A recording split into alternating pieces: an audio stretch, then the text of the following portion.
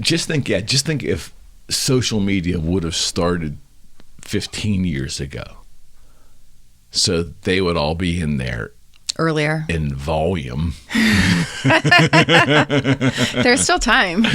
I think sometimes when people realize how fun it is and they can like find their friends, then I think I started like my mom, she got in there like 12 years ago, and I had that cringeworthy moment like, oh God, my mom's on social media. But then she quickly, I think when she saw just so how raw some of the stuff is and very unvarnished, she kind of bowed out quickly. So it made life easier. Thanks, Mom. but I would think that I do have friends that the parents now probably in late 70s, early 80s that are on there. Mm-hmm.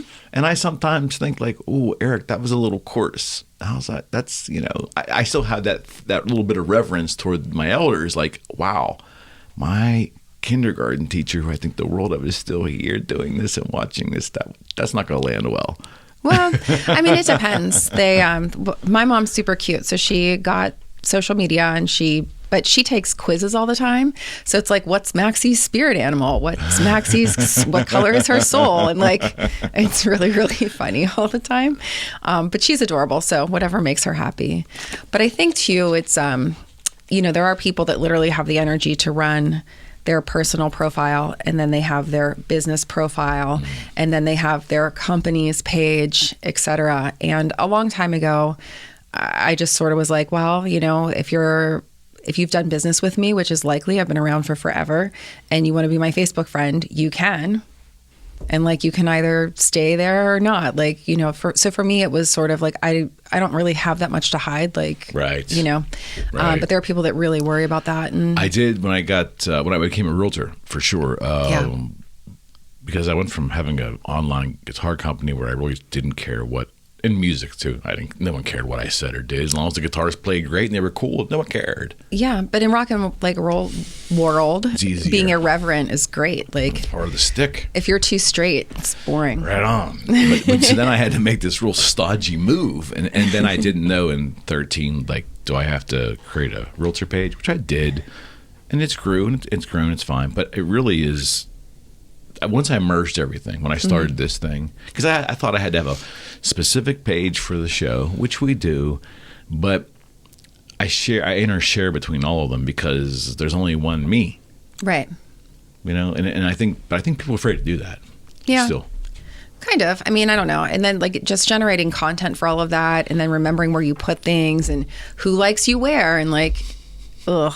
Or what's worse is the way they contact you, like the different messaging. Mm-hmm. If someone messaged me on my realtor page, I wasn't seeing it initially. Right. Hello, that's a problem. Or this show page, or my there's texting, Facebook messaging on 3 pages. There's Instagram messaging. Some lady wants me to get this thing called Signal, which is some kind of like super secure texting app now. And then there's a WhatsApp thing, which I don't have. I have that. So and Twitter's got like some messaging service too, right? I think. They were just talking about that. I was jogging the one morning and I was listening to like, they're doing something where you can pay to be like verified as. Yes, how you feel about that? I don't care about it because I don't use it. Like, I don't care about any of it. If it all went away, fine. So you don't use Twitter at all? Nope. Yeah, I just finally got on Twitter after all these years. I like to read Satan's tweets on Twitter. So that's been around for a long time. Aware. Oh, it's so good. It's if you want to laugh, that's the only reason why I visit Twitter is to read Satan's tweets. He's got a lot of material. I think it's a woman that writes it, honestly. You think? You the vibe it's so good. Yeah. So good. Yeah, I'm interested in it now because I've been watching it from afar. Not that I'm saying Musk is a saint. I don't know. I don't have an opinion, but it's going to be different. And that's the curiosity of the difference is why I want to take a look at it. Mm-hmm. The verified thing I think is pretty cool because I think that there's a problem, number one, with duplicate accounts on all platforms. Are you who you say you are? This hopefully maybe kind of might do that. But I think so if someone's willing to pay for the service, it's like anything else, even if it's nominal, there's a level of being invested in it. Mm-hmm. And I think that could be good too. But I also think like the blue check marks and all that stuff that's on Instagram and Facebook, that creates an elitist kind of thing that I'm not real great with. Like it's I guess if you, it's almost, think about it, the company tells you are someone of worth, or you're just part of the unwashed masses. It's kind of what happens. But now if it's something that you purchase to prove you're verified, that takes that whole dynamic away. Mm-hmm. So, I don't know. I'm thinking about it too much. Yeah, we're overthinking it. Yeah, we're overthinking it. We just have to let everybody else figure it out. Doctor, thank you for being here. Thank you for having me. This is always a pleasure. You went to Africa. I did. Yeah, you went to Africa. That's not something the average person decides to wake up on a Friday and decide to do. I know. It's actually my third time to the continent. I think it's my favorite. Okay. Let's unpack this a little bit. Literally unpack like a suitcase. What did you take? How many suitcases did you take? One. So this was an overland camping trip. Okay. So you really can't pack a lot because you can't have a lot of weight. So there was a bus, like a bus jeep kind of thing, and you would take a suitcase and put it on there, but then like sometimes you would day pack. So it was really very minimal. And I mean, you did laundry. That's the first time I went away, like away. I was amazed because like it was these kids from Australia that were on their like gap year. Okay. And they would travel for months at a time and they had like a duffel bag. I'm like, well, how? Like 4 suitcases. They were like, we do laundry. So okay. I just went prepared to do laundry and I did by hand in a sink. So when you say overland, what does that mean? It just basically means like, so overland means a lot of driving and then we camped. So, in a tent. Yes. Yeah. Like on the dirt. Yes. In the African safari. Kind of. There's actual campgrounds there. So it's not like we pulled. Oh yeah, yeah. The last place we went to.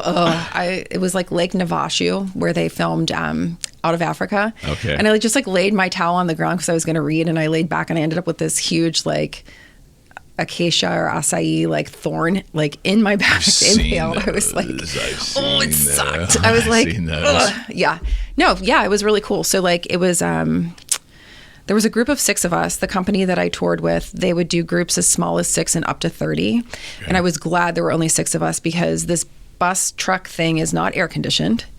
There's like in the front, there's like a bench and a table. So if you want to like play games or like have a meal on a table, it's up there. And then it's like rows of seats. 30 people in that thing on a 92-degree day would have been awful. But we were spoiled. So everybody kind of had their own row. Everybody had their stuff everywhere. And so you might get on the bus at like 6 o'clock in the morning and drive for, 4 hours, get out, see the equator, do like some kind of activity and get back on. There were days when we drove for 12 hours. So we flew everybody met in Nairobi, Kenya. And then we went west out to the Masai Mara, which is where the safari were and where a lot of the Masai people still live purposefully in their tribal way. And then further west into Uganda and then into Rwanda and then kind of like looped back through. So lots of time on the road. And you would, whenever you got to camp, there were campgrounds and some of them were really basic.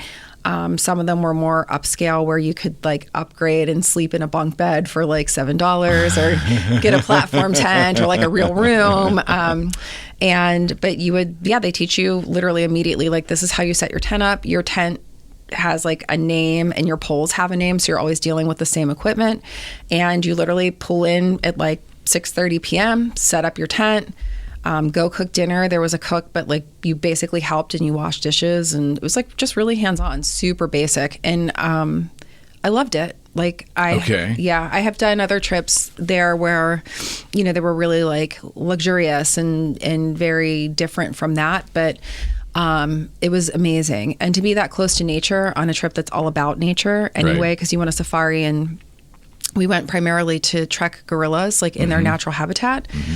So just being part of nature was part of it. But like waking up at 5:30 in the morning and undoing your tent and packing it in a bag and getting back on the bus. It sounds like work. It was, yeah. It was good. I would do it again. I mean, people were like, oh, that sounds amazing. I'm like, anytime you want to go, let me know. Like, and it was 3 weeks. Yeah. It was Yeah, with the travel on either side of it. So it was 14 days of the overland, and then I flew to Zanzibar to like be lazy at the end of it and just lay on a beach, which was amazing. And then flew home. Yeah, it's like white sand and the birthplace of Freddie Mercury, I guess, is their claim to fame. That's true. Stone Town, where Mandela was. Right. But it was just, I mean, a beach is a beach, but this was a really beautiful beach.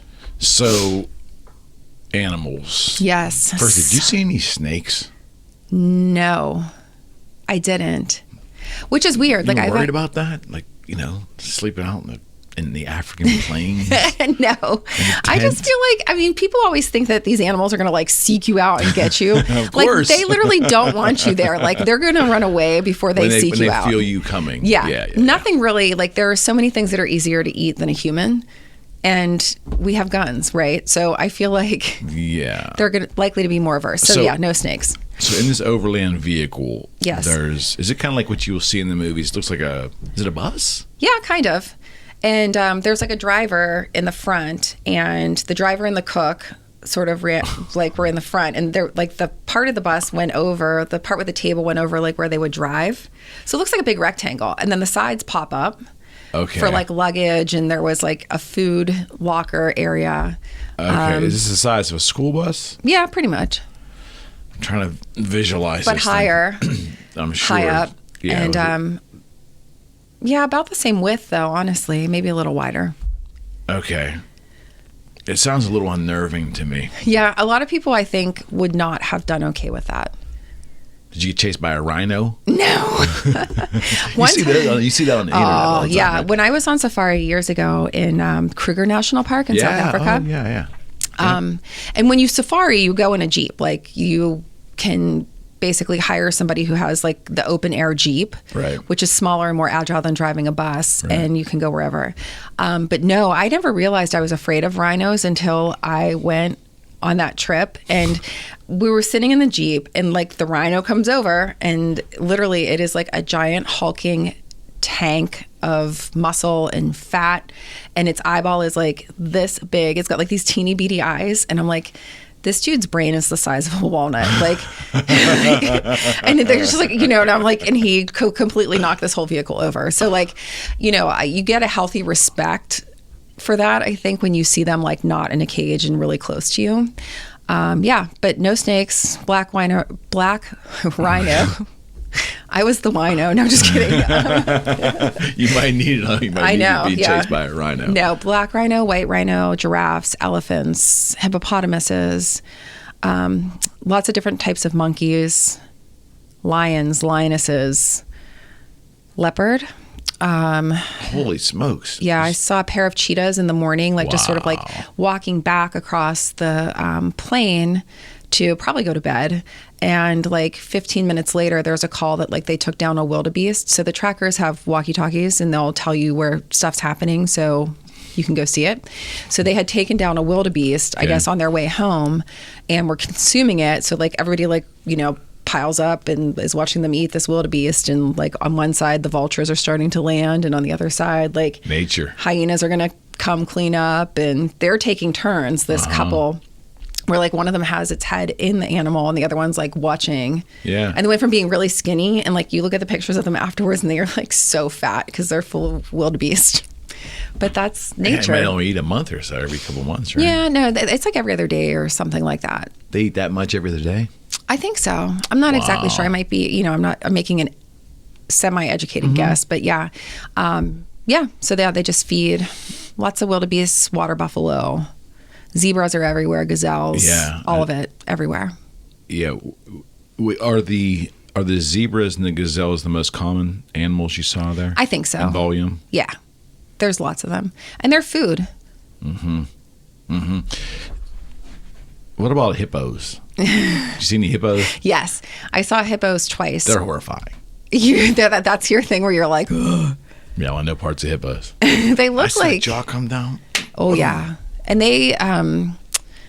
they're the most lethal animal, I guess. Like they kill more people than anything else. And they'll, you have to watch, because I guess like if you're in a boat, like, because they're underwater, they can stay underwater for I think 8 minutes, and then they have to surface and they can go back down. Mm-hmm. And they'll just like literally smash your boat over, and then when you're in the water, you're toast. But they're interesting to me because they're like, I mean, they're so big, and all these animals that are huge are like vegetarians, right? So they talk about, you know, like plant proteins and things like that, and can you really get it? I mean, these guys are huge and strong. So, you know, elephants, rhinos, hippos, they're gigantic. You seen elephants? Oh yeah. All the time. They're so cool. That's my favorite animal. Yeah. The hippos are my scariest animal.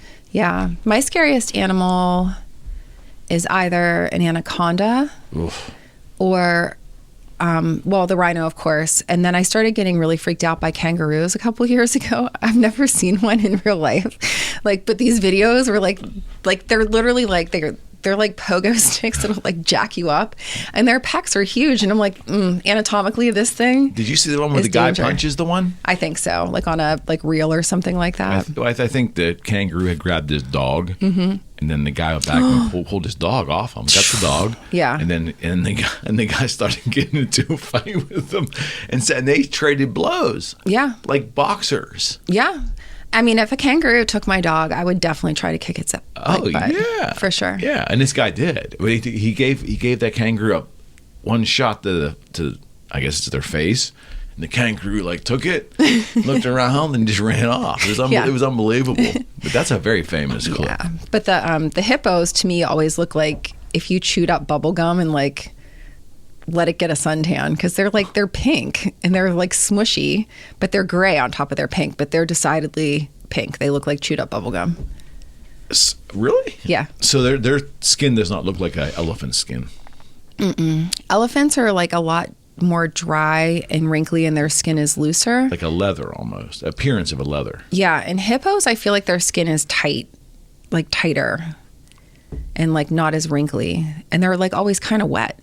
Yeah, but they're more apt to be in the water, right? Yeah. Because are they considered a land animal? Yes, because they don't have gills and they like don't live under there. But I think they are under there a lot to avoid getting burnt. Okay. It's like a cooling thing and stuff like that. It's fascinating. Yeah, it was interesting for sure. Those rhinos are. There's lots of internet moments where rhinos are chasing down people in Jeeps. I've seen a few of those. I did not. I'm kind of glad that I didn't. Yeah, I don't know how that helps the safari tourism industry, but there's like some moments. Yeah. They're fast. Yeah. Surprisingly, for as big as they are. Yeah. And now, the cheetah is the fastest animal out there, right? Yeah, they say that. Mm-hmm. And you said you saw them just... Was there any fear like they could come towards you? No. I mean, like we said, like there are so many things that are easier to eat than us. Okay. And they're used to. So in all of these places where they have tourism, the animals, somebody has described it to me the first time I went on a safari, like these animals have grown up for dozens of years, you know, like many generations now of vehicles driving around while they're doing stuff, right? So if you're in a vehicle, they're just used to it. If you're on foot, then you become a threat. Because that's hunters, poachers, like that sort of stuff. So they're like, you're in a car, it's fine. They will walk next to you, cross in front of you, like... Yeah, I've seen, not even look at you. They don't care. I've seen videos where like lions will crisscross right in front of them and not even pay them any notice at all. They don't care. So talk about the monkeys. Which monkeys? Just regular monkeys or the gorillas? I don't know the difference. Well, there's lots of different kinds of monkeys. So there were like little monkeys. I don't know what they were called that basically like would try to eat your picnic lunch. Are those the annoying ones that you always see like in like you again in the internet, right? It's that internet thing. You see like where towns, I guess in South Africa, they get invaded by monkeys, and hundreds of these little monkeys will come around. They become nuisance because they're everywhere. Yeah. There's pretty much anywhere where there's a population like that, like primates are smart. They figure things out and they're agile. Okay. So, yeah. And this wasn't, you see baboons, like when you go to India, like I used to be like super into like, I think monkeys are great. Like can't wait to have them all around me. And then I went to India and I was like, screw monkeys being around me. Like I don't want that. Cause they'll like take your sunglasses, like take your water bottle. Like they're just people have bars on their windows. Well, they're smart. Like they have bars on the windows because they'll go in your house and like open up your cupboards and raid your house while you're at work. Like they don't care. They don't care. Steal stuff off of fruit carts. So they're really smart. Okay. Yeah. But some of them get, I mean, not like where they're tame because, you know, like this place where they were everywhere was kind of like people stop there to picnic. They beg, so they feed them. And then, but at the same time, like they can also get aggressive because they want you to feed them. So, you know, it's sort of like a mixed bag. But on safari, the animals are not tame. You do not feed them. You don't interface with them in any type of way that's like disrespectful to their wildness, I guess. There's a lot of rules. Yeah. But then in Uganda, we went to see gorillas in their natural habitat, which for me was, I mean, literally from as long as I can remember, I was like, I need to go there and see them. The famous woman who did that? Diane Fossey. Yes, in the 70s? Yeah, and she lived there to study them. Was it there in Uganda? I don't know. They're in Uganda, Rwanda, and the Congo. Okay. So, and Sigourney Weaver played her in that movie, which I guess is pretty accurate to her life. And oh yeah, I used to want to be her. I mean, like, and she got murdered, and I was like, well, I don't care because her work was that cool. So, like, if I get to live with gorillas and get murdered, so be it. Small price to pay. Yeah. So, yeah. But yeah, we went to go trek and see gorillas, which was like such an amazing experience. They're so like us. Like, you look at them, and you're like, just there's something so profound about it, like to realize, you know, it's a whole different species, but just to like feel that and like their level of intelligence. And you know, you have to stay a certain, you know, you're allowed to visit for an hour and you have to wear a mask and things like that because of being able to we can get them really sick. Sure. So yeah, that was like probably one of the highlights of my whole entire life was that hour. Wow. Yeah. Do you feel when you're that close to them, like when you look at them and you can make eye contact, do you feel like there's a different type of connection there? Because I've had other people tell me that, like it's almost like they're not really looking at an animal. It's something else is going on there. Yeah. I think that, I mean, yeah, it's definitely different. And so many of their mannerisms, like, you know, I'm watching this baby play and he looks like my niece playing in the backyard, you know what I mean? And like falling over and getting up and doing somersaults and climbing on his mom. And I'm like, that was what was really more than anything to me. Because like for the most part, like they're up in a tree and like then they were eating and they would walk around and do whatever. But yeah, just like watching that infant like learn how to live in his body and having, you know, seen toddlers do exactly the same thing. Like that was where I was like, you know? Yeah, people deny that there isn't a connection there. I mean, with humans, I mean, like you obviously haven't spent any time even researching. Yeah. Right? Yeah. Well, we tend to, they call it anthropomorphization, where you give them human-like characteristics. Yeah. And like I do it like crazy with my dogs. Like I will have full conversations about what the dogs want to do and what they thought about the day. I think we're all kind of guilty about that. Yeah. And of course they understand. Of course they're listening. And of course. You know, and they would give you advice if they really were interested. Yeah. Yeah. They're just trying to, you know, hypnotize us into doing their will all the time. But you have to be careful not to like anthropomorphize them and just sort of respect them for their own way of being.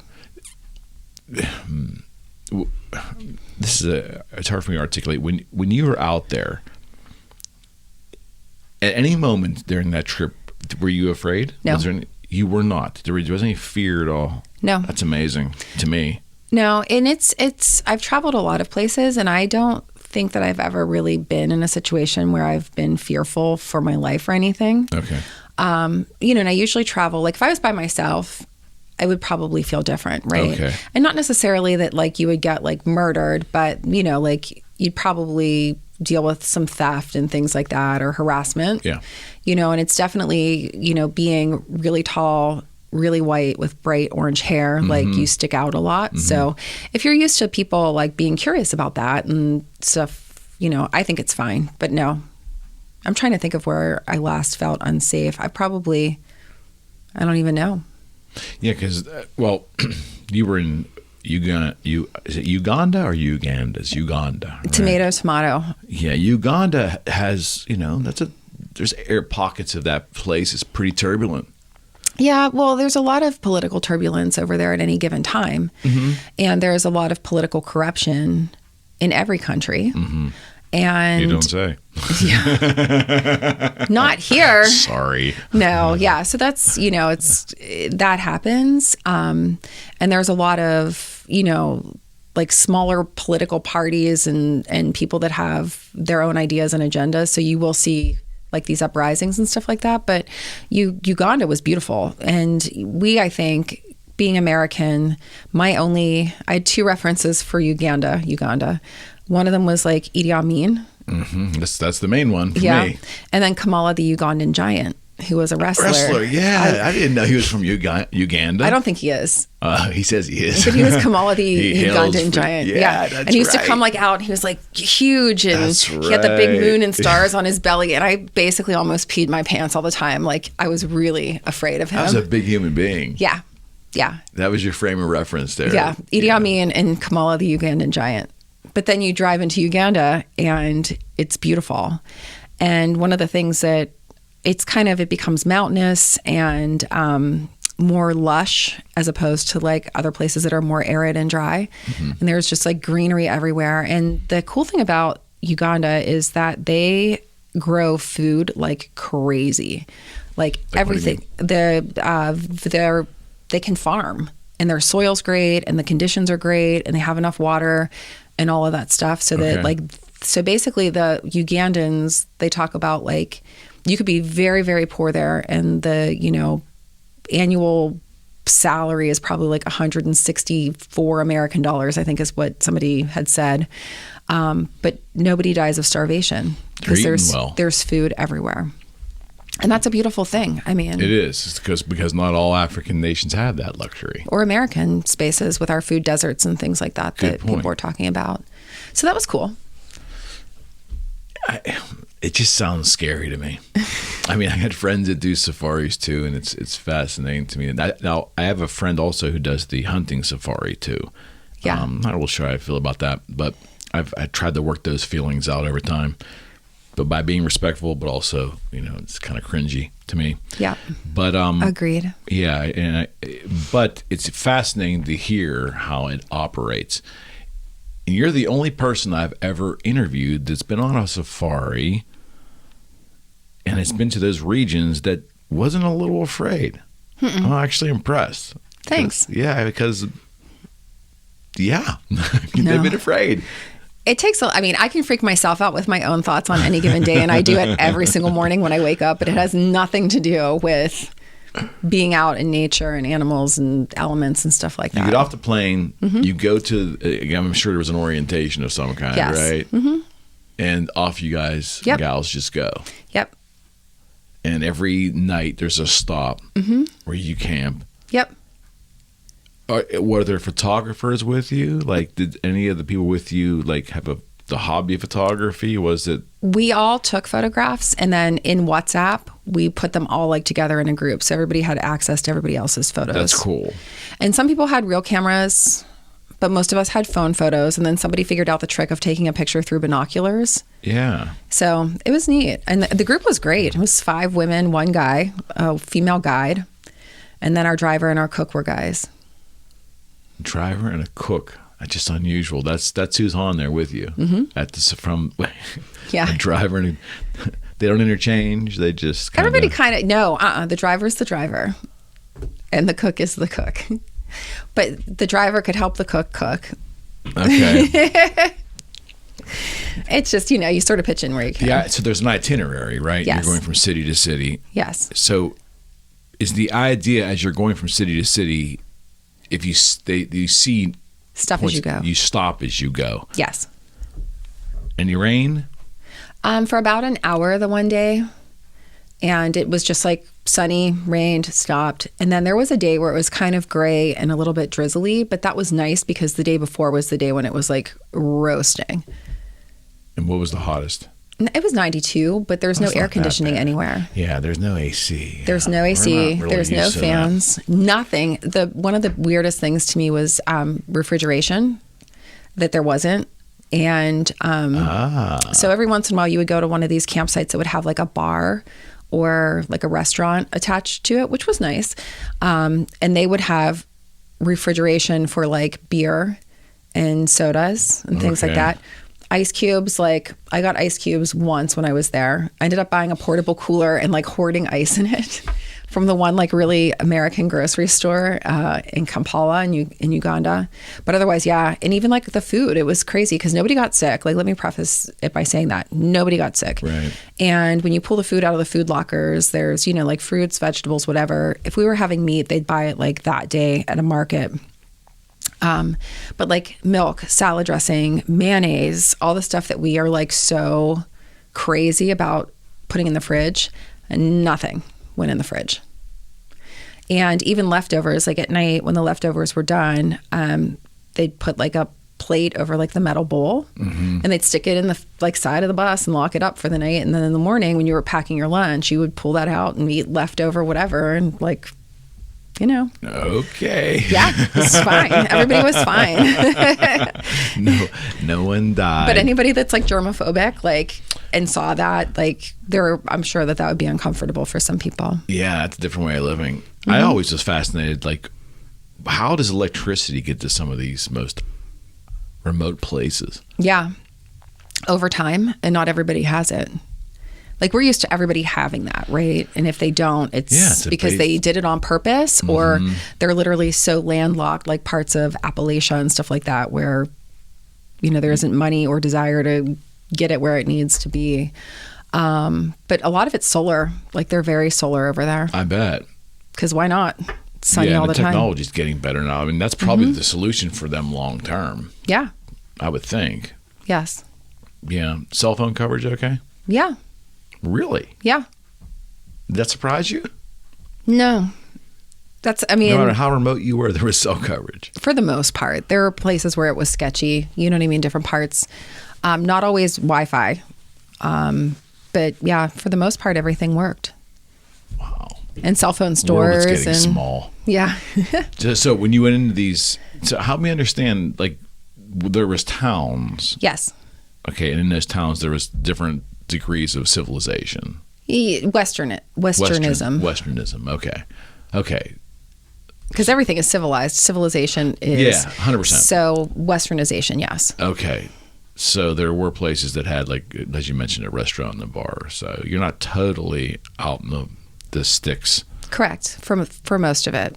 Okay. But like our kitchens were open air kitchens, like kind of like a pavilion at the park. There's like a whatever. Okay. And a lot of the markets, like you would go in, and it was funny, like they all had liquor and beer. Of course. Most of them had like an aisle of like all different kinds of chips. And then there was like a line of all different kinds of like biscuits, AKA cookies, AKA crackers. But there's some westernization right there, right? Yeah, sort of. Potato chips. And then like random like cleaning stuff sometimes. But yeah, it was different. My big treat was like when I could figure out where there were popsicles. Since they didn't have ice cubes, I was like, yes. Every day that I could get a popsicle, it was like my biggest moment of the day. But it was amazing, and people were kind, And obviously, the locals would respect all of you because that's the industry, right? Part of it. Tourism. But they also have their own they have their own stuff that they do. Whether it's agriculture or making furniture or whatever. They have their own stuff that they do in their town. So they're used to seeing us because they're on probably a popular route. But the respect has to be mutual. I'm sure they deal with a lot of people. Like one of the things that really was funny to me and touched me was we were stopped in our bus and like we take pictures out the window all day. We're like, look at this and look at that and look at this, and but it was really funny because there were two women that were standing at a bus stop, I guess. Okay. And like they were taking pictures of us, and I was like, like it was like payback. It was the balance, right? Yeah. So, good point. Yeah, good point. It has to go both ways. For sure. But that tourism industry to them is like so vital. Yeah. Well, and if you look at what you spend to do certain things, like as somebody coming in and you look at what their like annual like wages are and salaries and stuff, the people that are in tourism are the ones that are probably doing, like, it's one of the professions where you can actually make a good living. I would think. Yeah. Did you get a chance to sample any of the local cuisine? Yeah. So we had the thing that we had that was the most authentic is called ungali. And ungali is actually a kind of bread that they make from maize. And it's sort of like almost like really stiff mashed potatoes. And you take it and you like sort of flatten it out and then you use it as a scoop and they make stew out of whatever, you know, vegetables, if there's meat, things like that. So ugali is something that they eat every day. Okay. And it was amazing. You liked it? Yeah. And there's a place in Squirrel Hill, I think it's called Taste of Africa, because I was obsessed with the idea of eating fufu just because the name was really cool. And fufu is like ugali, but it's made out of cassava instead of maize. And so I went up there to eat like fufu and it was awesome. Okay. So you can get it in Pittsburgh, I'm sure, if you want. It tasted authentic. Yeah. Yeah. And then the weirdest, you know, there's like street food everywhere, but the weirdest street food was that there are like rats roasted on skewers in Uganda, but we didn't eat one. Were you tempted? Oh God, I don't know. Like, I think I would have just because like when else are you going to? No, even if you knew it, like if somebody on our group like got one and was like, will you eat a bite of this rat? I would have done it like just to do it. But I think that it would have created a lot of weird feelings for me. Yeah, I would think. Yeah. I would think. And I mean, but that's not unusual to them, right? That's a protein source for them, right? Yeah, that was just in Uganda. And I mean, in the U.S., we're one of the only nations that doesn't eat like insects for protein. Yeah. The weirdest street food was when I was in Thailand. Like it's on there. Did Scorpions. You do that? No, I didn't. I think I was like 10 years younger, and I maybe was it. Says, no, I didn't. Yeah, they had like grubs, crickets, like, and basically everybody says I kind of think that all of that, you know, that snack that's like corn nuts, it's kind of like, I'm pretty convinced that all of that tastes like corn nuts, like in my brain without tasting it. That's not real good. It's like kind of burnt and crispy. I don't know. We'll see. I think, I don't know why I have this in my brain, but I've watched too much Naked and Afraid, I think, on TV. It's the only TV show I find fascinating. People would do that. But you've seen that, right? They got into the... Yeah, I've heard about that. And somebody was like, you would be really great on that show. Yeah, with your temperament, I'm thinking you probably would dig it. Yeah, I don't know why. And reality TV is not my bag, but this particular show. But on there, they're always looking for grubs. Mm-hmm. Like that's like... but I think in my head, I read at some point in time, it's a little dangerous to eat grasshoppers because I think you can get salmonella from grasshoppers. Is that right? I don't know. Maybe they have like, I have no idea. But maybe they have some kind of like weird poison like that they secrete, you know, like when something attacks them. I don't know. It's like they say like daddy long legs actually are like, they have this really fatal poison, but it's so minuscule that like they can't really hurt you with it. So don't be eating some daddy long legs if you not a lot of them. See one and you're somehow hungry and then you'd have to eat a lot of them. I think like you'd have to have piles of them. Oh, but people were eating like crickets and what's the thing like chocolate covered? You put the chocolate on it, people will eat anything. Ants. I mean, how much on those shows? Like, do you remember there was another show a decade ago? It was pretty popular. Fear Factor, where they have to eat the gross thing. I didn't see that, but I'm sure there's plenty of odd food consumption there. But it was Survivor Man. I didn't see it. The guy who go out and take one camera or two cameras and go out in the middle of nowhere for like 2 weeks or whatever and film everything he does. So it's a little stodgy the way it's done. But he would just eat these how he would know what all these different bugs are, like caterpillars and just like, oh God. Well, they truly, I mean, survivalists. Yeah. They know their stuff and they study ahead of time. So it's like a depth of knowledge that you and I probably wouldn't understand. So it's a matter of just getting over the taste, right? Or the perceived taste of something. Yeah. Or how it feels or whatever. Because I think like, I mean, if you're hungry, you're hungry. It's the whole thing like, you know. Most of us have never really been truly hungry. Right. It's the whole thing remember when the plane wrecked with like all the soccer players and they made the movie Alive and like there were the people that like ate their friends to stay alive. Like, but they had died first, right? Yeah. No one killed somebody and ate them, right? I mean, I always wondered about that movie. No, yeah. There were people that were still practicing cannibalism. but they were getting a disease called kuru. It wasn't in the United States. It's somewhere else, maybe South America, until recently. And I forget what they're called. They're a certain religious sect in India. They eat their dead sometimes.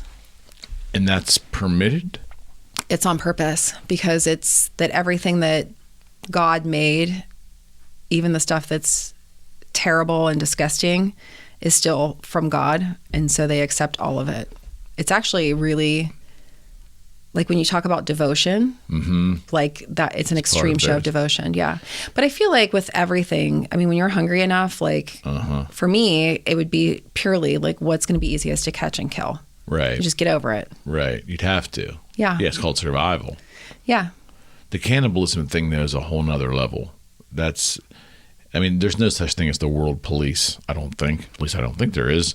So if there's a tribe somewhere in Africa practicing cannibalism, other countries don't have the right to go in and stop that, right? I mean, yeah, and I don't even necessarily think it was Africa. I mean, there's so many places in the world that like we know about, but we still find places that we haven't been before and people that we haven't. Well, wasn't there that one place they went? They were trying to throw spears at the plane. Yeah, they hadn't seen a plane before, I guess. Yeah, it's amazing. I mean, the world is huge, but yeah, I don't think that you have. You know, you could make the argument like, who are they hurting, right? If they're hurting themselves by giving themselves germs, like they should have the right to do that. I mean, as long as if you're not hurting anybody else, like you do you. You want to eat a dead person? Fine. You want to, cut your body, you want to do whatever, like that's you. Right. I know in Peru, matter of fact, I think it was that Survivor Man show, he kind of set out to go into the wilderness of Peru, and he was worried because there was a tribe there that didn't take too kindly to strangers.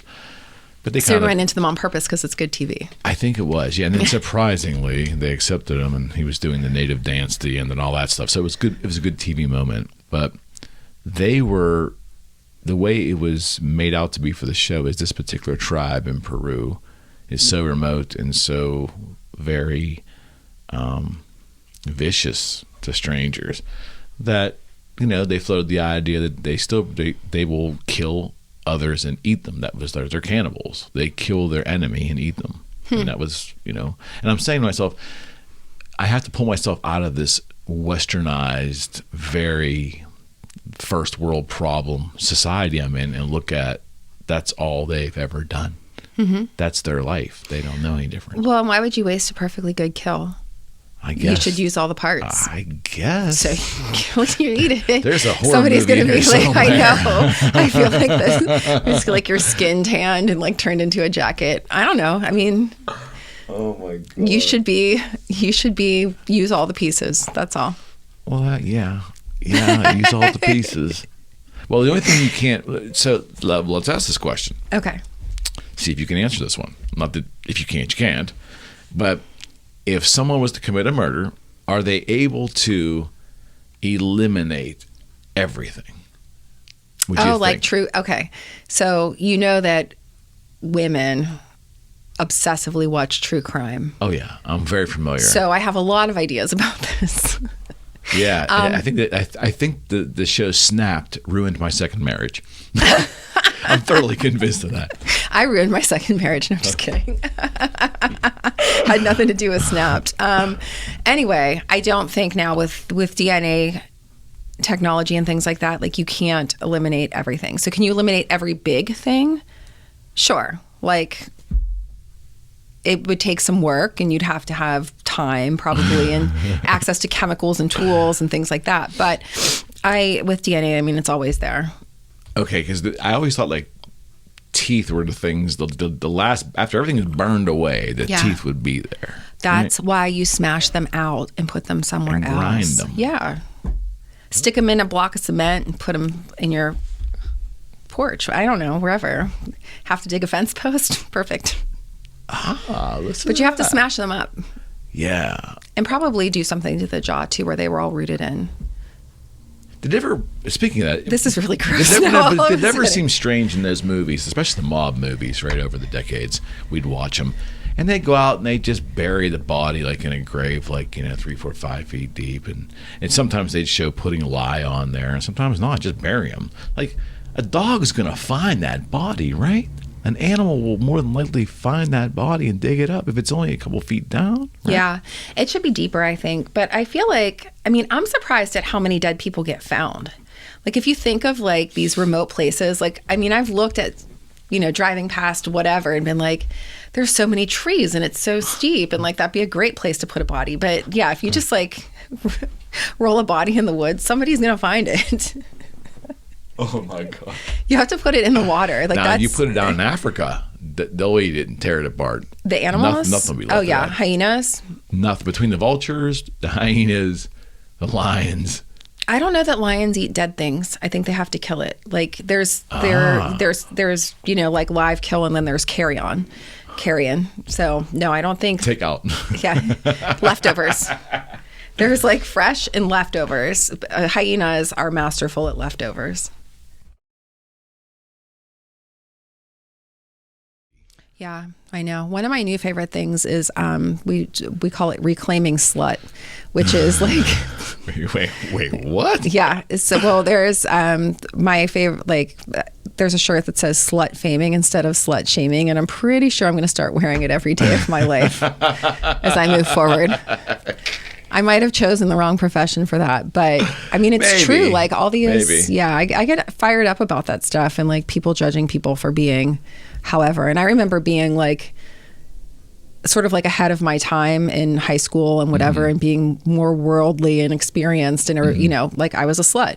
And now as an adult, I'm like, yeah, and it served me well. Right, and like, right, 100%. Even to this day, like, I'm like, would I rather be like that, or would I rather be somebody that's a complete prude? Like, you're lucky if you're with a slut. That's what we used to think. Yes, reclaiming slut. Well, yeah, but then people talk about it, right? Like when you're a kid, it's like, ugh. And now, with the internet and stuff, it's a whole other level. But yeah, but I'm all about it. I'm into flipped, it. Right? Reclaiming it. And when you can be transparent about that stuff and make people feel comfortable, or at least laugh at things that happen, I feel like that's really, really good. Okay, so let's go there. Why do you think we have such a difficult time, even in 2023, being transparent about anything? In general? Well, I think in some respects we have an idea of who we are or who we want to present to the world, and every person, I think, look at Jung's work of dark and light inside of all of us. We have that. But I think that we have an idea of who we are, and then we have the people around us that give birth to us, raise us, our siblings to us, our friends to us, our like life partners, whatever. And like, they have an idea of who we are to them. And I just think, like, sometimes if there's something that's happening that doesn't jive with what the exterior idea is, that's where people have a problem being transparent or truthful. But if you can kind of get rid of like, or care less about like who you thought you were, or who you expect yourself to be, and if you can own that and continue to just practice that, I think it becomes much easier to be transparent. Like, it's literally like a practice. Most of us don't come out and go through like our educational system and everything else, where you're taught to conform, and you're taught that there's good and bad things, and the good is good and you should really enhance that, and the bad is bad and you should really like try not to have that. It's kind of like people, there was a book that was called like Use Your Strengths, or Strengths Finder, where we always talk about when people are bad at something, they should work to like correct that, right? Versus being like, yeah, I'm bad at it, I'm never going to be great at it, so instead I'm going to get really good at this, right? So with transparency, I think, if we can say like, yeah, the dark stuff is there, and not judge it as good or bad, but rather just as a part of the whole. It just is. It is. And everybody has it. Then I think it becomes easier just to like do that. But sometimes, there are things that I have been transparent about where, I'm saying it knowing full well that it could be risky to do it, and making the conscious decision that like, I don't care, because it's the truth. Yeah. And it's who I am. Yeah. And if you can get there, I'm not great at that. I'm not fully where I'd like to be with that process, but I have those moments where I'm there, and it's so flippin' rewarding inside. I can't explain it. It's such, if anything, it's like a peaceful moment for me, and I should internalize that more and do more of that. But that transparency, how do I say this? I don't know if it's spiritual. The benefit to the person being transparent, if they recognize it, is amazing. It's the truth. It's amazing. Yeah. And I think that there's a difference too. Like, you have to be careful, because sometimes, like, I feel like people will sometimes say things that, like, being transparent, I feel this way about you. Like, I think you're an awful person, and blah, blah, like, and that's different. Like, I believe that if you're going to be transparent about something and it's you, that's one thing. And if you do have something to tell somebody about how you feel about them or whatever, and you can't do it in a kind way, right, or in a way that's respectful, right, like, that's not being transparent, that's fighting with them. Correct. And that's a whole different thing. So Correct. Like, it needs to be labeled appropriately. Whereas you could say, it's the wrong definition of the word transparent. Yeah. Or you could say, like, let's say there's somebody and you don't want to spend time with them. You literally could say, like, I'm sorry, I don't have time for that right now. I'm focused on other things. And it's true. Why don't we do that? Why are we so afraid? We're afraid as a people. I think, and not everybody, of course, I don't want to be overgeneralization here, but we generally kind of somewhat are afraid to tell the truth to people for fear of how it's going to land. Yeah, I think there's a pressure to be nice. Of course, there's social norms, but also too, I mean, if you are truly transparent about something about yourself, you stand the chance of being rejected, judged, all that other stuff. So you kind of have to be ready for that, I think. Nobody likes that. Like, if you say to somebody, you like being rejected, like, I mean, right, maybe somebody likes it, but it's very few and far between, and they're a masochist. Yeah, I know it's going to sound crazy, but the only person in my life that I've paid attention to that really lives that way is John Lydon, Johnny Rotten from the Pistols, and his whole thing is complete 100% truth at all times, and I don't care what you think of me. Yeah. And I'm not saying I think he's viewed as being very caustic because of that, but he will not lie. He will, if someone walks in and they ask an opinion on a clothing they're wearing, he will just outright tell them, nah, it looks like garbage. It looks terrible on you. I mean, he doesn't care. Then he'll turn and just move on. It's a tough way to live. It's coarse. Does he only do it when they ask him, like when it's elicited? I think as an older person he is, but I think when he was younger, that probably wasn't the way it was, But that whole unvarnished thing about not caring and knowing at any point in time I've never lied about anything. So I'm just laying out there. That's full transparency. That's a weird way to live. Probably not. Maybe as an adult, like maybe when he decided, but when you're a kid, like you didn't lie to your mom about Yeah, I'm sure in his younger, staying up past your bedtime. I'm sure they lied. You have to. It's human. But if we play so many games, like humans play so many games with each other in this as we just maneuver through life, right? Yeah. And I would say that a lot of it isn't even like conscious or on purpose. I don't believe that people are wired like that. I think most people want to be known, accepted, loved, seen, all of that stuff. So if any game is happening, it's because they're trying to get those things versus like playing a game to trick somebody about them. Yeah, I think so. But we do hesitate, I believe, in being as transparent as we know would be better for us. Yes. Would you agree with that? Totally. Why do we do that? Once again, trying to fit in, be accepted. You think that's it? Be good, be perceived a certain way. Yeah. I mean, there's so much tied into like how we perceive ourselves and how people like perceive us. We talked about this before. I think one of your friends like has a landline, doesn't have a cell phone, super happy, like whatever. I was with him 2 nights ago. Yep. Yeah. So and he has less of concern about how people perceive him, whereas other people have highlights. So I just think it gets complicated. And I think like with humans too, I mean, we assign feelings to things that shouldn't have feelings. We assign value to things that are really worthless. I mean, look at money. It's paper. It literally is paper. Mm-hmm. But or numbers in the cloud, like this virtual, like, but it's, I mean, that's very valuable. It is. And you can break that concept down to anything. Jewelry, clothing, automobiles. Yeah. We assign value. Yeah. Societal value. Yeah. And we pay for them, so we have that exchange, or we have them like so that people know that we have something. Very much so. Yeah. It's so interesting to me. And we pay with time. People say, well, I pay with this amount of money. Well, that money is a claim on your time often. Yes. You're paying with time. And if you can get somebody to see that, it's hard when you're young. When you get older, time's valuable. Totally.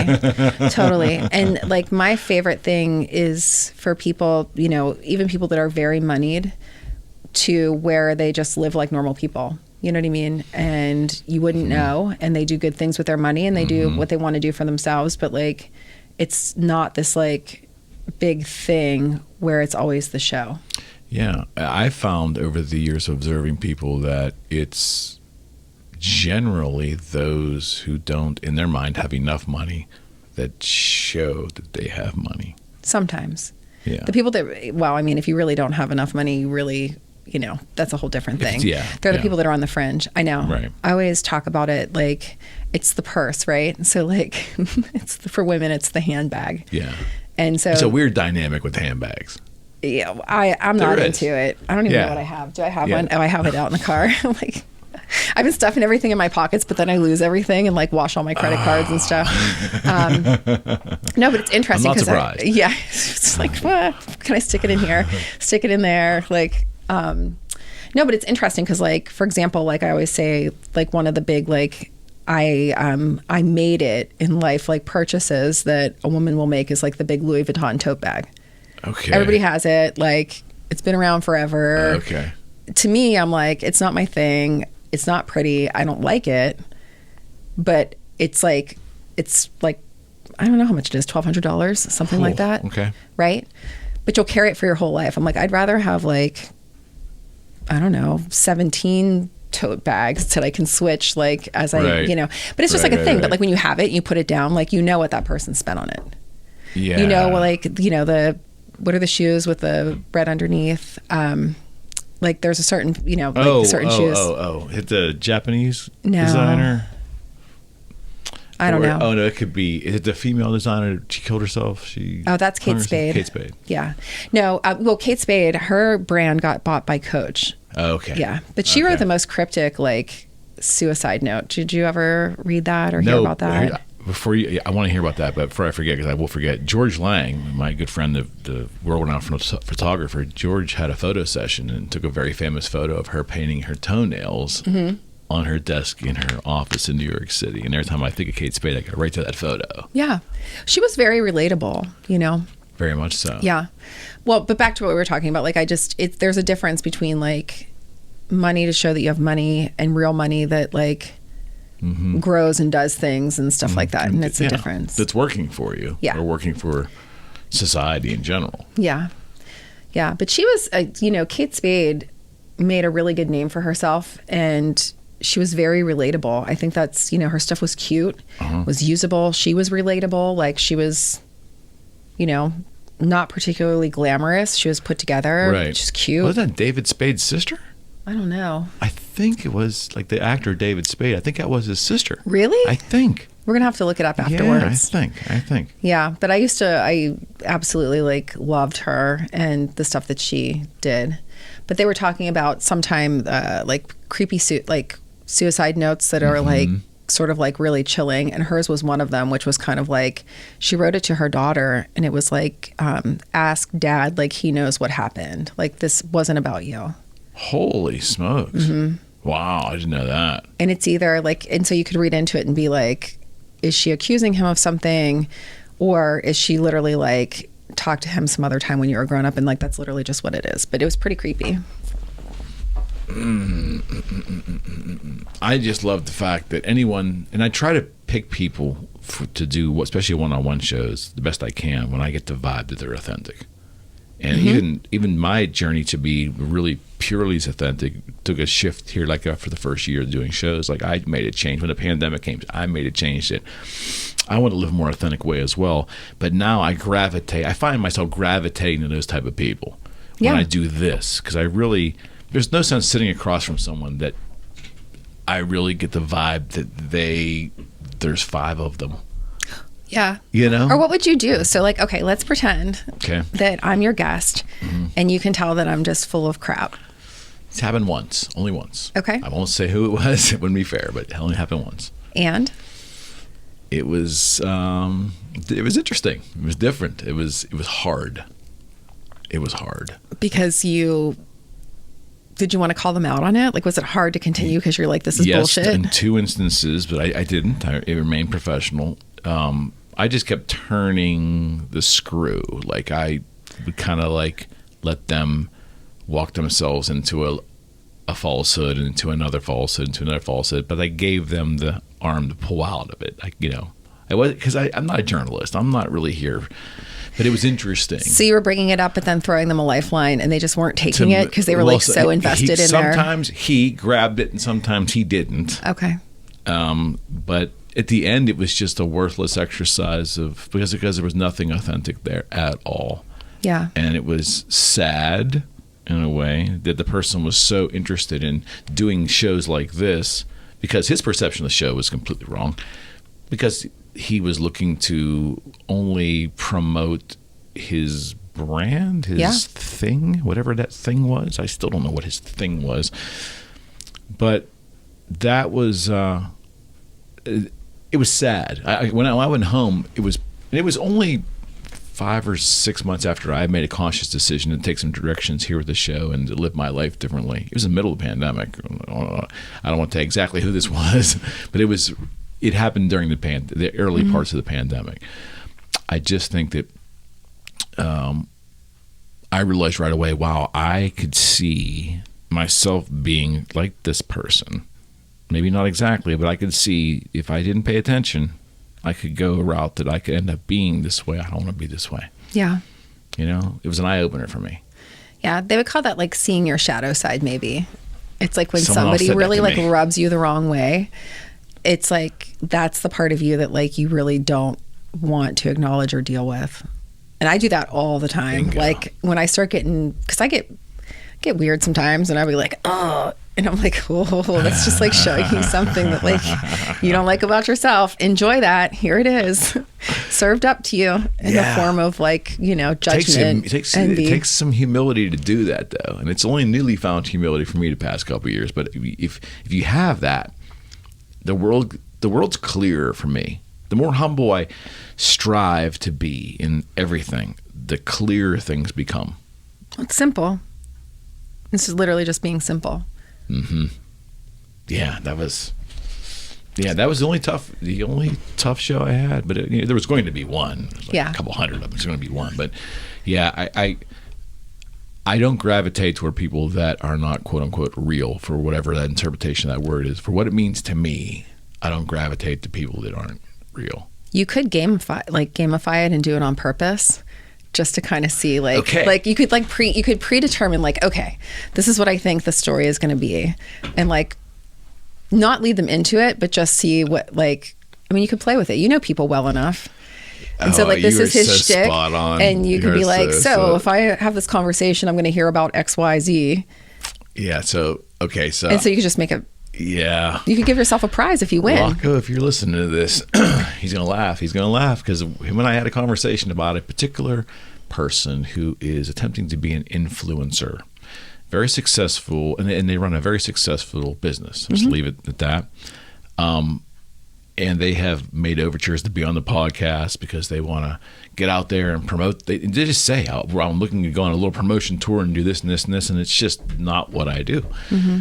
But I've thought about it. Maybe it's sinister, I don't know. But I thought, I could bring this person on and let him do his thing and feed him up some lines and then just turn the screw. Yeah, but you don't have time for that. I don't, and that's why I haven't done it. But it's good to have these fantasies. There's a little viciousness in that. I don't want to be that guy. But it's just something to behold. Like, I just... there's nothing, and I've done a little bit of a deep dive on the individual, and there's nothing authentic there. Yeah. At all. Yeah. So in theory, it'd be fun to just like mess with them, but in reality, like you don't have the time for it. No, it's not really nice. It's not kind. Nice. It's not kind. But it's a waste of everybody's time. In my most quiet moments, I'm like, oh, I could really have some fun with it. Well, maybe if you get bored someday, you can just start working backwards into it and be like, everybody that like made my hair stand up a little bit, I'm going to start that. We're going to call it the B-sides. Yeah. You said something to me early on. I think it was the second time you were on the show. We sat down. I was telling you that I was really understanding what I'm doing now, and I was making the show about purely conversational with really no outside influence or no perceived goal out there. Mm-hmm. And I think you told me, you said something. I won't probably be a paraphrase if I said it, but you said when you ultimately make the decision, you're going to find that the conversations are going to become easier. Mm-hmm. I didn't understand what you meant, but I get it. Mm-hmm. I think you hit a more articulate way of saying it to me. But the conversations were going to really be conversations, not interviews, and they're going to be easier. And that is exactly what happened. Yeah. Well, it's true because I always immediately when we decide to talk, I'm always like, "What do we want to talk about?" You're like. So here we are. We figured it out. Yeah. No, it's true. I mean, I think that's what they call like intentionality, like understanding like what your purpose is in it. That was the word I think you used. Intentionality. Yeah. That's hard, being intentional like is a conscious effort, but then after you, I think, set that, then everything else flows more easily. Yeah. Yeah. Yeah. I especially when you feel the other person is being authentic and you believe it, which is 95% of all the conversations I have. Well, since you've identified it, you would just naturally choose, like when you're talking to people, you're going to know like that's like you're going to get that or not. And it's good. I mean, anybody that does any kind of skill, work, I think, though. Yeah. Oh, sure. Don't you think? Yeah. To be able to determine that out from people. Well, you've practiced a lot now. Yeah, I'm good. Yeah, business helps too. Like it's surprising. I'll go into a networking event and I get turned off by them now because a lot of it's a sideshow. Yeah. For a spectacle for some folks. Yeah. And I just don't have the time for it now. Yeah. Well, you're a grown up. Yeah, kind of. Yeah. I'm old. Yeah. When it's like when I go in the room, like for me, I have a lot of interest in a lot of things, but for me, one of the ways that I feel most on purpose and intentional is like when I'm in the room with a patient, human, animal, whatever, and like my focus is so there, like I always say, like, people don't even have to tell me what is happening. Like, it's you check in, you find what you need to find. And my intentionality is literally to like make that person or that being better. And so for me, like, that's why that part of my work is the easiest part. The hard part is everything else around that. Right. But my intentionality is like right there on that. Mm-hmm. And so that's when you're in the flow. Yeah. And it's such, I would imagine it took you a while to get there, right? I feel like I was always there, but from very early on, and I see it different ways. Like I was always a kinetic learner. So like hands-on, do it. I don't want to read anything. I don't want to hear it. Like I just want to maybe watch you do it or just try it and see what happens. Got it. So, like being very tactile like that. And also, being of service by hand is very important to me. So whether it's, taking care of patients or, like going to do like a community service project or helping somebody like clean their house because their family's coming, or, I do a lot of like weird stuff for people, or I say I'm really good at weird projects and carrying heavy things around, but like to be of service and to be hands-on with somebody, like that's my intentionality. Okay. It's like to help and serve that way. That's a better way to live. Yeah. Kind I get to experience all kinds of cool stuff. Like I've definitely had a really cool life, like a lot of really interesting things. Do you feel that? Oh yeah. Yeah. See, I do too. Yeah. I do too. And that's, I've actually said that in conversation. It didn't always land well because one person thought it was conceited and the other person, that wasn't what you're saying. Mm-hmm. I've had a cool life because I can respect the people that have been in it and the events and the experiences I've had. That's all I'm saying. Well, people think cool life is like maybe like an easy life, which isn't always hand in hand. Okay, maybe that was it. Yeah. And I remember years ago, like something that really drove that home to me, which is kind of sad, but was really beautiful, was when we were growing up, there was a man who my mother dated for a long time that was like what we call like a real dad. And he was in the hospital and he was going to die. And I went to see him and he was like laying down, and I just remember like having my hand on his arm, and I was sitting on the side of the bed, and he reached up like really gently and he like pushed my hair back and he said, "I've had such a good life." And this guy, wow, if you would have like, I didn't think his life was good. You know what I mean? Like he had very humble upbringings, right. military service, right. alcoholism, recovery from that. Like, you know, my mom ditched him to get married to somebody else, which made us all really mad. But, you know, and he worked hard jobs. Like he was like a custodian and like, you know, literally just got retired. And that's what he said to me. He looked right at me and he's like, "I have had such a good life." Wow. And I was powerful. Like, whew. That's powerful. Yeah. And I mean, obviously it stuck with me. Yeah. And so I'm like, you know what? Like, I have. It doesn't mean it's easy, but it's so good. And like the people and like just the stuff and saying yes to things. I mean, I think the best way to have a really cool life is like, if, you know, be like, okay, and like just go do stuff and see things and see people. Yeah. I married someone who's a complete 100% free spirit to the point where like we laugh, like she horrifies me, the things that she's done or willing to go and try. So Natalie's also through these last 11 years slowly has gotten me to be less stodgy and me a little more risk taking, and this is a risk, right? Yeah.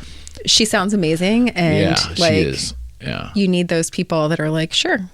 Pretty much, yeah. I think she's pushing for me to be even more of a risk taker, but baby steps.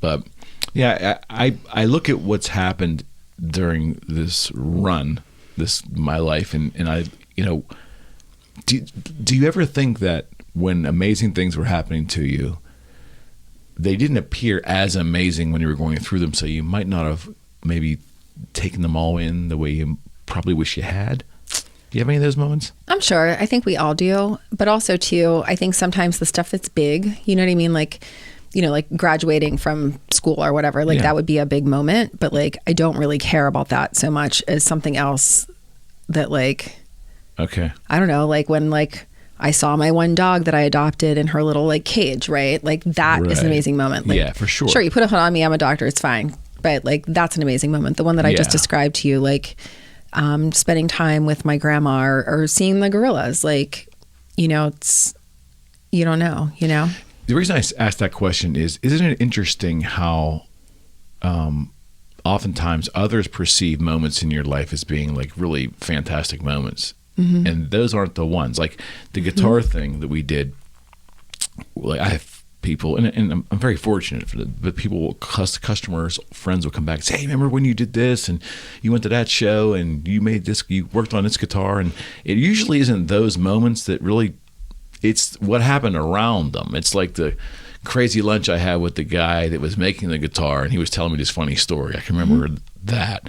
Or I can remember having my kids the morning that all the guitars were delivered, and I didn't have anyone to work on it, and I didn't care. I let them sit out in the rain because I was going to hang out with my kid, and we were laughing. It's like I remember, but I don't remember for the same reasons others expect you to remember. Do you have those? Do you have that? Yeah, for sure. I mean, what you list on your curriculum vitae is one thing, which are your big accomplishments. Yeah. But day to day, like that's not necessarily the same. No, it's a different, and again, it's perspective, right?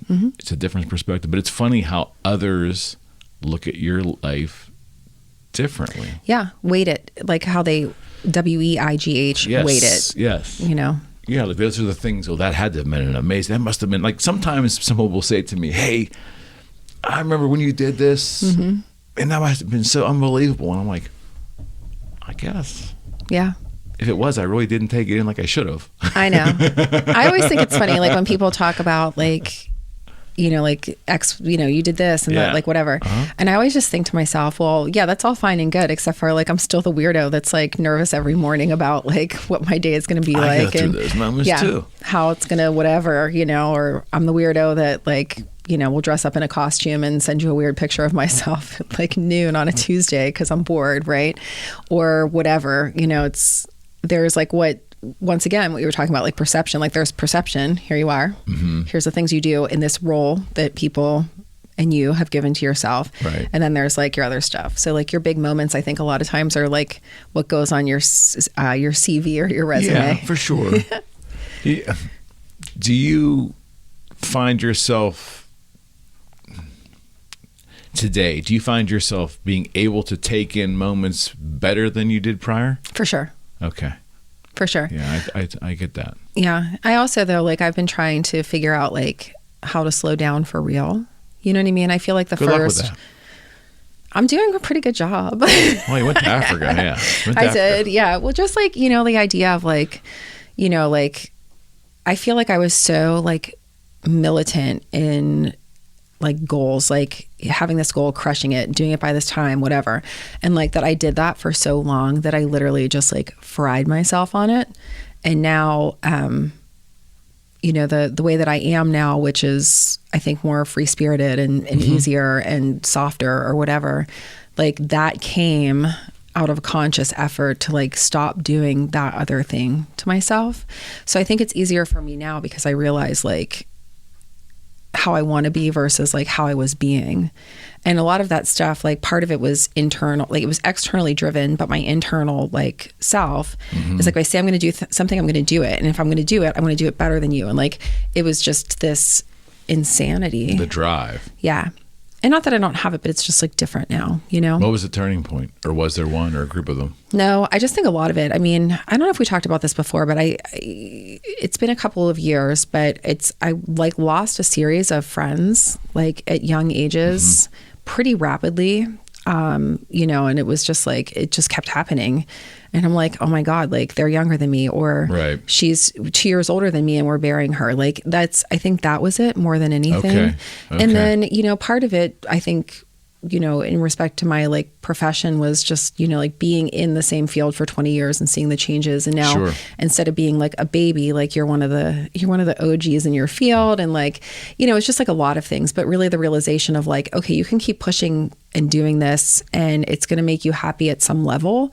And yes, you love to have goals and you love to achieve them, but like, what if your goal was that you were going to make somebody else happy? Or what if your goal, like one of my goals right now is I have 2 geriatric dogs and like, I want every single day they have to be like so good to them, and that's a different goal than I want to make X amount of money and do X amount of things. So it was a shift, but I think it was a conscious shift driven by loss and frustration. Yeah. Well, that was the awakening, right? The loss is part of the awakening. Yeah. And just not caring, like, as much at all. But I also think that comes with age too. It does. I honestly believe that does. Yeah. Yeah. So maybe that's what my 40s were about so far. It's only a number, right? It's a state of mind. Because I've seen like young 85-year-olds. Yeah. And I've also seen some very old 35-year-olds. Yeah. Yeah, I don't want to be 85 though. We were talking about that the other day. Actually, last night. No, I was having a cooking. Yes, you do. No, not tomorrow. But I mean, No, I don't. I don't want to be old. Like getting old is so hard. Like the people that do it and they're like happy. God love them. They are. That'll be you. That'll be you. No, there's no doubt in my mind. My brother. Not always tomorrow. No, he always like laughs. He's like, I'm like, I don't want to get that old. Like I just want to drop over dead before I'm officially old. And he's like, dude. He's like, you run. He's like, you have all this stuff. He's like, your grandparents were ancient. And he's like, you're going to be really, really old. And I'm like, no. But last night we were talking about, like we were doing like this batch cooking meal prep kind of thing. And we were laughing because my one neighbor and I were sitting at the table. And I'm like, I just prefer an abrupt death. Like just... Like the people that are like sick and like they go through all these like rounds of everything and they do whatever. I'm like, please, Jesus, run me over with a car and make it effective, or somebody shoot me. Like I don't know. Yeah, getting sick is definitely a fear. I think it would be a fear for anyone that's getting older. And the older you are, the more likely it is to happen. So yes, I equate that with that as well. Like there's aging well, but like I don't want to be sick. I don't want to be like unable to drive myself where I need to go. I mean, I can barely drive now. like the worst driver. Did you ever drive and like say, wait a second, I'm so tired of driving. Like, do I really have to do this anymore? I had this moment the other day. I went and got a different car. Went to Ohio, got on the car, picked it up. I'm driving it home. My wife's looking at me. I'm going, this is so senseless. Like, do I really need to do this anymore? And she's, what do you go? You need to do this for another hour because we got to get home. Yeah. And I'm like, yeah, but how many hours of our lives do we spend driving around? Yeah. It's like a rite of passage. It's an American, right? We're supposed to like it. Well, yeah, it's freedom. And then when you get old and you can't, then you're stuck. I hate being grounded. That was a very effective punishment for me as a child. And I look at stuff like that, like basically being grounded. Okay, let me throw a curveball. For a lot of Americans, outside of their home, yes, for those who do buy a home, the car is the biggest financial anchor around their neck. Yes. In terms of like having to spend time out of their life to pay for it. Well, I would argue that it hampers the freedom. I would argue that paying for your kids' college is the biggest. Got it. There's something there. That's a lot of cars and one. I forgot about that. Yes, I've been insulated from that a bit. Okay. Yeah. So yeah, fine, car. Home, big responsibility if you buy a business. Oh yeah. Big responsibility, but like a car is a big responsibility. Is this still freedom? Yeah. Okay. It is. I mean, and people talk about like, we were talking about like when you're a kid, I never really loved being a kid because I always wanted to do what I wanted to do and having to like, touché. Yeah, not have I literally was like, I'm going to get a job. I'm going to get a car. Like I'm getting out. I'm getting my own place. Like it was just on. So I think that mentality still around today? Of course. I hope. You mean like with me or these kids? No. I'm saying the younger generation. Yeah. I don't know. I didn't raise children. I can't effectively speak to that. I'm hoping that that industrious kind of like start your life is still there. Or you're going to have a basement full of 30-year-olds. I think that's happening now. Yeah. Not with me. I'm just saying I think that's pretty prevalent. Oh, shoot. No, our house was different. We all got kicked out when we were in high school. God bless your parents. At various points in time. Yeah, my dad was doing Chuck things and we weren't involved. But my mom was like hardcore. And like we literally all got kicked out. Like she's like, get out. And like we did it with varying degrees of success. I was not that good at it. So I mostly got kicked out when she was at work. Like I wasn't allowed to be home when she wasn't at work. So I like would be at my friends until like, she worked like 3 to 11. I'd be like, I have to stay here till 11 because I'm not allowed to go home. My little sister did it really well where she just like was like fine and like moved out for like a year, and Jeremy was somewhere in between. Wow. But by the time we were all like out of high school, there was not a plan to go home. Like, and it's fine. We love her. It's great. But I moved out when I was 17, and that was that. Did I. Yeah. Same year. Yeah. 17. I could not wait. I wasn't even legal, but I had to be out. Yeah, I had to be out. And I think that's why I went to college. I was like, I can move out. And like, it's not like totally having to be like an adult right away. Yeah. Oh, I see. Yeah. Yeah. I actually moved out when I was 17 and flunked out of college because I had too much freedom. Well, look at how screwed up you are now. I know. Just I complete failure. I could have been a neurosurgeon. Did you have a good time? Yes. I can't thank you enough, my friend. I Thank look forward you. to these. We'll do many more as long as you're willing. I totally am. And new panel shows too down the line. Okay. I need you on those panel shows. I'm ready. Okay. Thank you, my friend. Have a great day. All right. Well, friends, we are out.